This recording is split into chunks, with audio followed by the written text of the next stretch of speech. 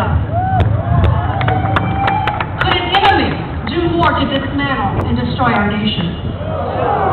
His mentors from the earliest years were leftists, from his mother and father to his communist mentor, Frank Marshall Davis. I invite anyone to look this up. We don't have to exaggerate. It's just that bad. Barack Obama has never been enamored with the America he really doesn't know. The hero of his mentors was the Soviet Union. Why else would he bargain away our nuclear power to Russia, an entity far past its prime, except for the romanticism that comes with being raised with Marxist ideals? Why else would he implement economic policies that create and sustain unemployment, institute unsustainable debt, reward non-contributors, and punish the ambitious? Why else would he dismantle the world's greatest medical system, dooming healthcare to mediocrity, medical innovation and research to a standstill, hamstring the nation's space exploration, prevent true exploration of our energy supply, implement crippling cap and trade policies to further break our economic backs, all the while feigning he's doing just the opposite?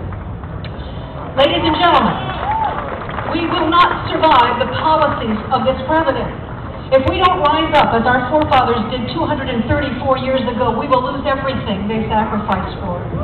Like them, we will have lost not only the fruits of our hard-earned labor, but our freedoms too, and most tragic, the freedoms of our children and our grandchildren.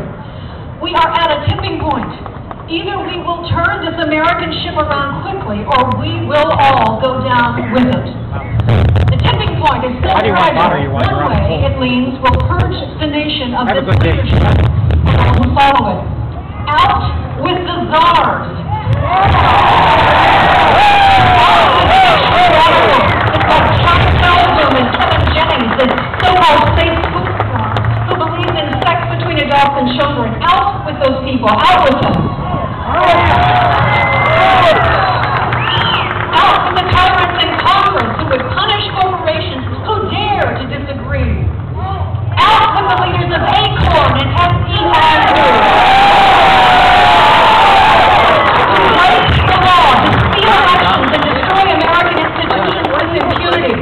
Out with the tyrants of justice under the leadership of Attorney General Holder. And put their own citizens at risk. Who release members of the new Black Panthers charged with intimidating voters while putting citizens like us on special watch lists. Ouch! Ouch for the president who treats our friends like enemies and our enemies like friends. Ouch! Ouch for the president who bows to the Saudi prince and the Chinese president, who gives flowery speeches to the Arab world claiming America is a Muslim nation while disrespecting and degrading our own traditions. Ouch! Ouch for the president who says, whether we like it or not, we remain a dominant military superpower. Whether we like it or not, we remain a dominant military superpower. He just said that 2 years ago. Whether we like it or not. Ouch!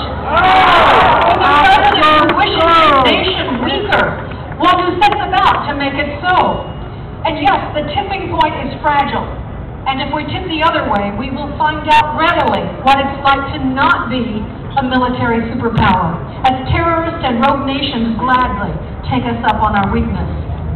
We will find out what sustained and increasing unemployment is like, what poverty for more Americans looks like, more stores boarded, more businesses failing, more government handouts until they dwindle when there are no more so-called rich to provide them, less freedom to express ideas and opinions, to explore personal gifts, more indoctrination into leftist ideology, no conservative talk radio or alternative media, Fox News Channel, which I'm happy to work for, minimal health care, seniors neglected and dying earlier, and the privileged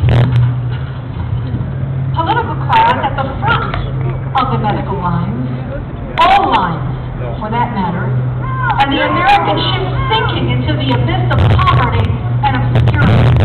Ouch! From those two paths. It is, ladies and gentlemen, simply put, you and I.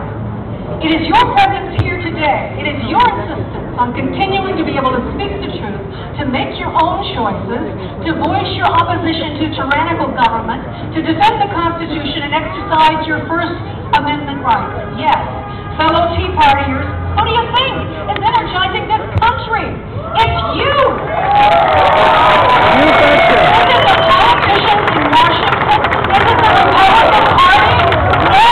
It is the Tea Party movement. They are motivated by you. While some have been lulled to sleep by the opium of power, others want to do what's right. And your energy has given them the encouragement to speak up and fight.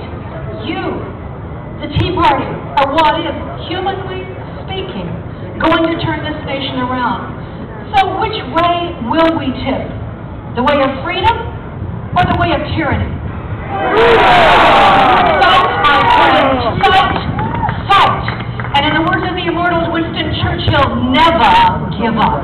Thank you.